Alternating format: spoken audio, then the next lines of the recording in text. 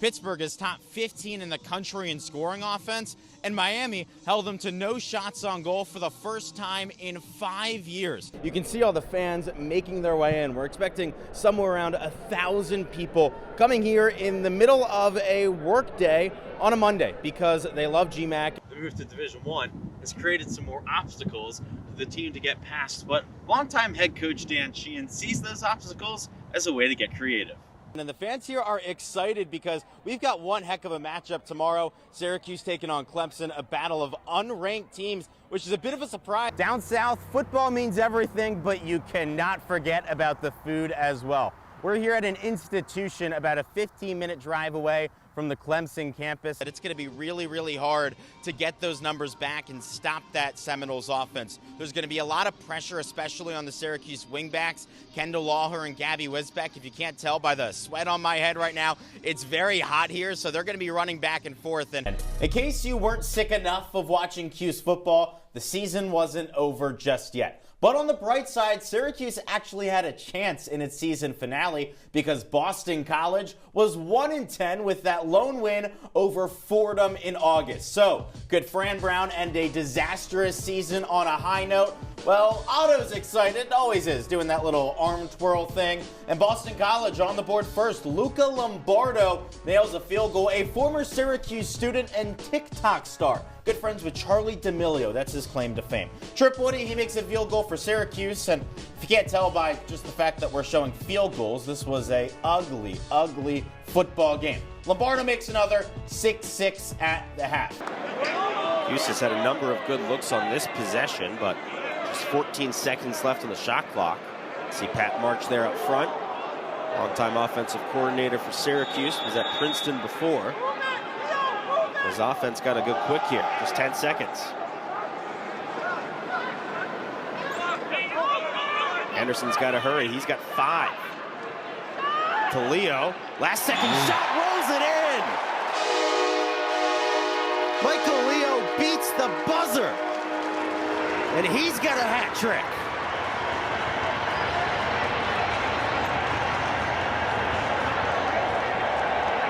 This Georgetown defense, thought of as one of the best in the country year in and year out, does not give up this many goals. This is tied for the most they've given up in a game all season. This is just a backbreaker for the Georgetown defense. You see Coach March screaming to shoot it with that shot clock winding down. Credit Peyton Anderson, who's had a nice game, a really solid second quarter.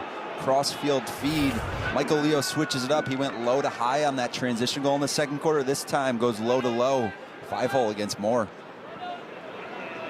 Hayden Cody and Drew Angelo for the faceoff. Drew Angelo and Hayden Cody in the face-off, and Angelo goes early. We'll see if Georgetown stays in that zone, right? That's 2 long possessions for Syracuse, giving more shots that he does want to see. I think he wants that one back. So I'd expect them to continue in the zone, or at least continue to throw it, you know, here and there as this game progresses. The only other aspect of that is if the lead gets too large, Syracuse can just kill a ton of clock on each possession going against the zone. So something to keep an eye on.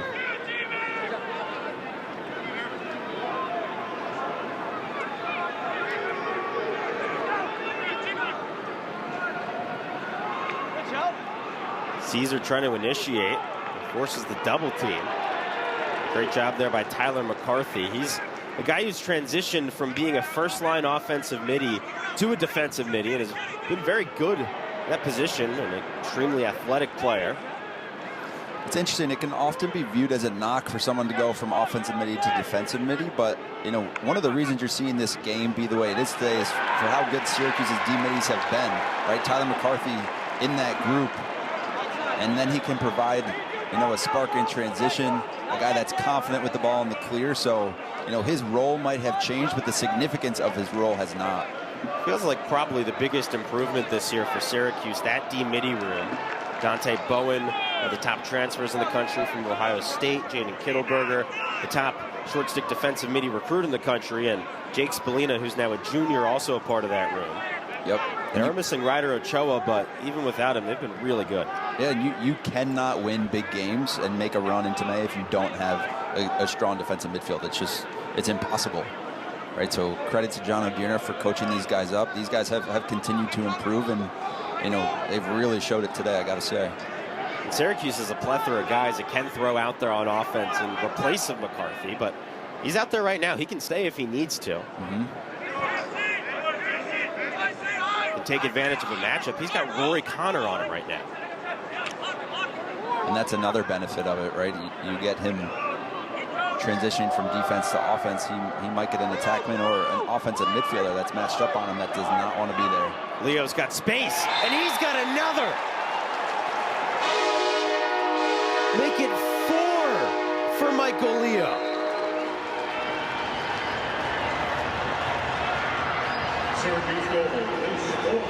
Michael Leo has done this so much.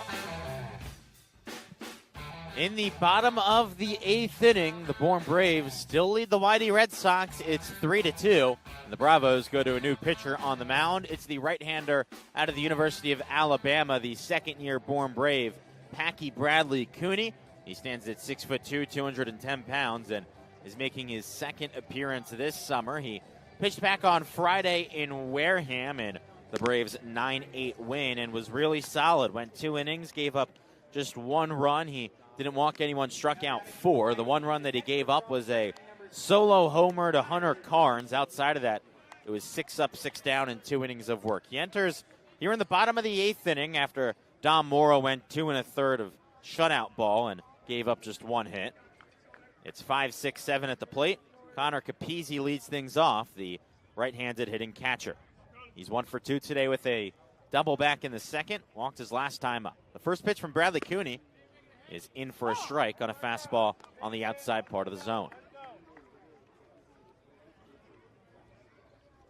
Bradley Cooney swings back and forth, raises his arms up into the air, comes into the line with the 0-1, and finds the zone again, that time an 83-mile-an-hour slider. It's 0-2. Capizzi scored the first run of the game after his double in the second. Wants to get on here, get things going in the bottom of the 8th. The 0-2, swing and a miss, strike 3. A slider low and outside, well out of the zone. Capizzi just went chasing. Packy Bradley Cooney starts his day on the mound with a strikeout. You're going to see similar styles of work from Packy Bradley Cooney and Dom Morrow. They both throw fast and throw a ton of strikeouts. Cooney looks really good despite that home run back against Wareham. You're hoping for more right now.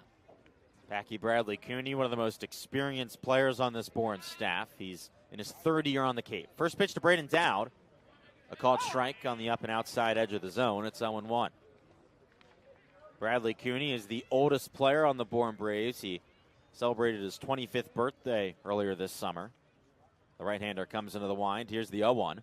It just misses outside on a 92-mile-an-hour heater.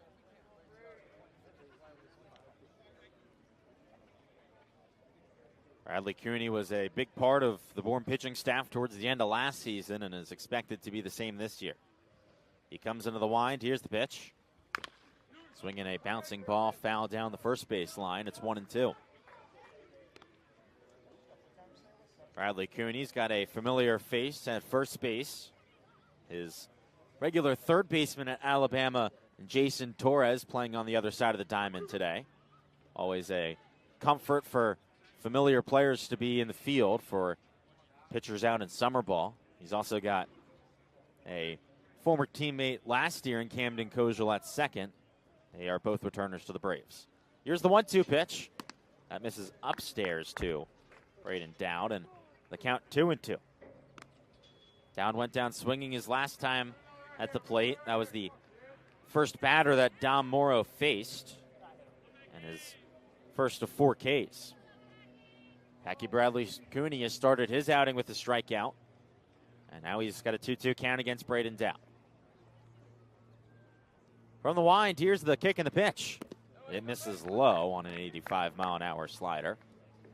Count runs full. It's now 3-2.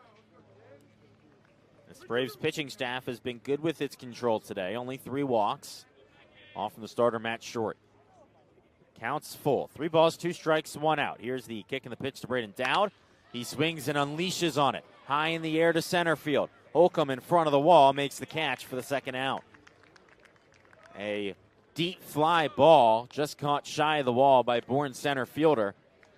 And you've got 2 gone here in the bottom of the 8th inning. You're always holding your breath when a ball is hit that hard off the bat, anywhere into the outfield. That one really close, landing at 334 into center. So this is the first game of this season, but not the first time that these two teams have ever met. The last time they faced off, November 7th, 2022, the Orange won it in Felicia Leggett-Jack's first ever game as the Syracuse head coach, but that was close early on. The Orange trailed by 2 at the end of the first quarter.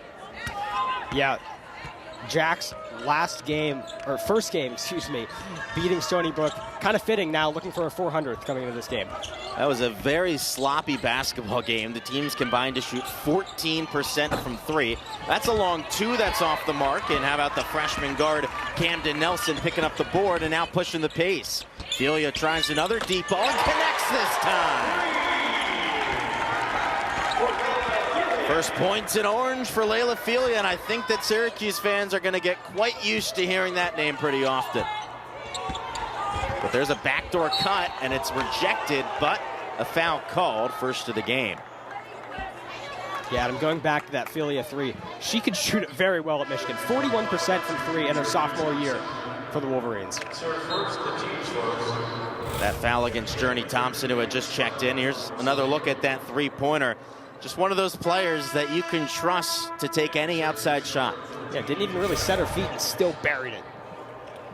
So another substitution for the Orange. Here comes Shy Hawkins, the sophomore, in for Dominique Darius. First of 2 shots for Janae Brantley is good. Brantley started 23 games last season, averaged just under 9 points in 31 minutes. It's double figures 8 times, but this team's going to need her to do that a lot more this season as she makes both free throws before checking out of the game as Chloe Oliver makes her way back in. Now the full court press in action for the first time. We'll see if the Orange can handle it. They had a lot of issues against full court pressure last year in the opener against Niagara. And it's tough, Adam, especially if you're a team that wants to play with such fast pace. That full court press can really throw teams in a blender. Sophie Burrows, now an upperclassman. Really the leader of this team, the leader out of all the returners. Hawkins off the glass and in. A chance for a 3-point play for Shy Hawkins. And a great job fighting through contact. Yeah, draws the foul right there. Gets it off the glass. She'll be at the line. That foul goes against Ibere Egbirika. Her first. And Hawkins converts on the 3-point play. Hughes leads by 6. Hawkins shot 75% from the charity stripe last year, so reliable at that. So there's going to be a big focus on free throw shooting today for Syracuse. It missed 13 in the exhibition against Damon. Those little things are what Felicia Leggett-Jack really wants to clean up at this point of the season, as a bunny layup off the mark from Frost, and the Orange once again push the pace. Nelson fouled. That's another one against Egbirika. On that last possession, a lot of pressure in the paint, and you kind of talked about it. A lot of size for Syracuse in that front court. It's going to be a problem for Stony Brook. Syracuse is already winning the rebounding battle 7-4. Burrows, the catch and shoot, and it's money. Balance midi, love to see it. Frau Garcia pushing the pace.